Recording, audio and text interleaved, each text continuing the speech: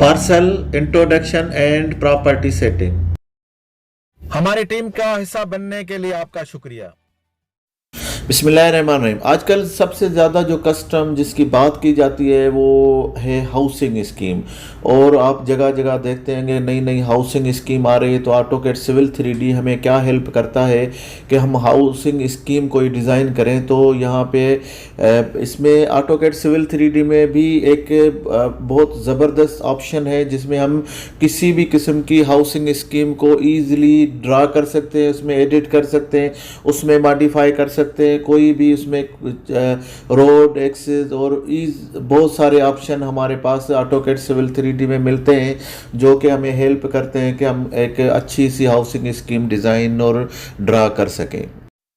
तो AutoCAD civil 3D में parcel के नाम से एक ऑप्शन दिया गया है जिसमें हम बहुत इजीली हर किस्म की हाउसिंग स्कीम को डिज़ाइन और ड्रा कर सकते हैं। तो चलते हैं ऑटोकैड सिविल 3D की तरफ और अपना काम शुरू करते हैं। तो ऑटोकैड सिविल 3D में हम आ गए हैं और अब देखते हैं कि अपने होम टैब में अब यहाँ पे देखें कि ये एक हमारा ऑप्शन है पार्सल्स का।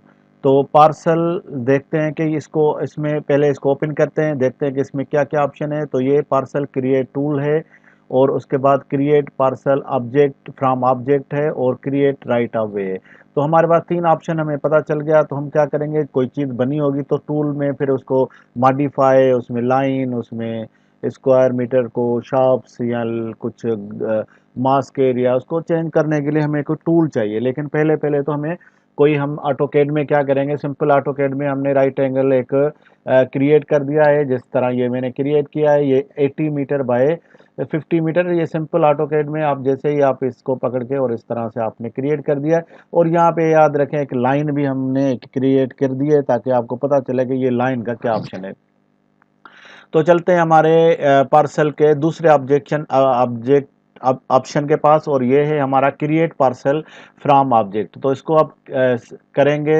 अब ऑब्जेक्ट ये पूछ रहा है कि ऑब्जेक्ट आपका सिलेक्ट आप लाइन और ये आर्क, ये सारे ऑप्शंस यहाँ पे आप नीचे हैं वो ले सकता है। तो हम क्या कर रहे हैं कि हमें यहाँ पे हम हमारे पास यहाँ पे एक रेक्टेंगुलर बना हुआ है, एक लाइन बनी हुई है। तो हम दोनों को सिलेक्ट करते हैं। ये हमारा सिंपल लाइन में बना हुआ है, एक है पॉली लाइन में। तो इस तरह से हमने इसको सिलेक्ट कर दिया है। ये किस यहाँ पे नीचे सारे ऑप्शंस ये ले सकता है। तो इसमें डजन मैटर, ये सारे ऑप्शन यहाँ पे इसको ले लेगा, तो इसके लिए कोई प्रॉब्लम नहीं है। तो जैसे हम राइट क्लिक करेंगे तो ये इंटर करके यहाँ पे एक टूल बॉक्स खुल जाएगा और यहाँ पे हमारी ये है साइट। ये साइट का बड़ा इंपॉर्टेंट होता है कि यानी आप एक बड़ी हाउसिंग स्कीम आप क्रिएट कर रहे हैं तो उसमें आप डिफरेंट डिफरेंट साइटें बना दें। जैसे हमारी एक कमर्शियल एरिया है, एक हाउसिंग स्कीम है और एक हाई राइज बिल्डिंग्स है, उसके अलावा पार्क है, उसके अलावा मास्क है। इनकी अलग अलग साइट्स होंगी तो उनके फिर एरिया, फिर उनके उनमें फिर मॉडिफाई करने में फिर उनके जो है वो चीज़ें फिर थोड़ी सेपरेट रहती हैं तो अच्छा होता है। वो हम बाद में डिस्कस करेंगे, लेकिन हम सबसे पहले हम इसको कर रहे हैं, देखते हैं कि ये डायलॉग बॉक्स की रिक्वायरमेंट क्या है।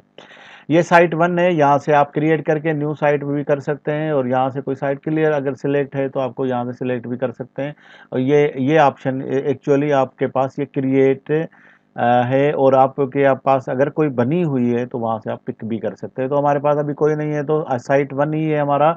और उसके बाद ये ऑप्शन है हमारा प्रॉपर्टी, क्योंकि यहाँ पे प्रॉपर्टी पे ज़्यादा काम होगा। इसमें ऑप्शंस हैं आपके स्टाइल, पार्सल स्टाइल है, आप बेसिक, ओपन स्पेस और दूसरे रोड का होगा तो रोड में, और इस तरह से आपका सिंगल फैमिली यानी एक अपार्टमेंट बनाना है तो वो किस तरह से बनेंगे। तो अगर ये स्टाइल उनके अलग अलग होंगे तो जब आप प्लान देखेंगे ना तो उसके बाद आपको पता चल जाएगा कि ये हमारा ओपन स्पेस है, ये प्रॉपर्टी का बाहर का एरिया है जो यानी उसके अंदर अंदर सारा कुछ स्कीम है।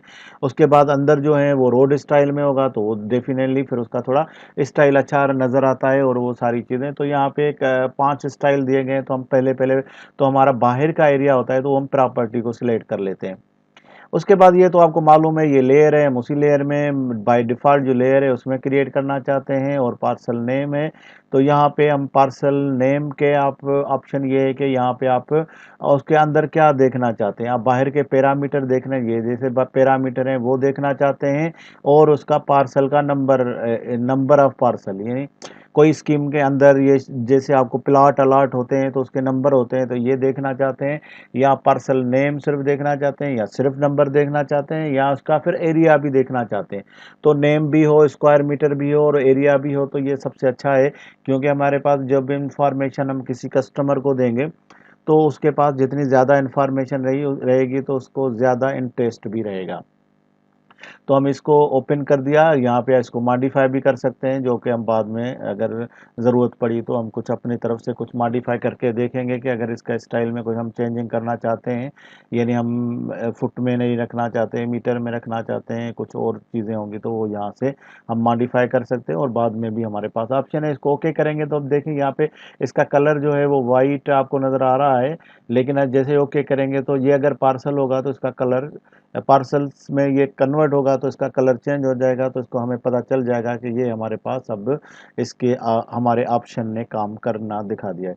तो अब ये देखें कि ये अभी अभी ये थोड़ा सा चल रहा है, तो अब देखें कि हमारे पास ये इसका स्क्वायर मीटर है 50/80, तो ये हमारे 4000 हमारे स्क्वायर मीटर बन गए हैं, और इसके अलावा ये एकर्स में 0.99 बनता है, ये प्रॉपर्टी 1 है हमारी, और इस तरह से ये हमारा पार्सल है।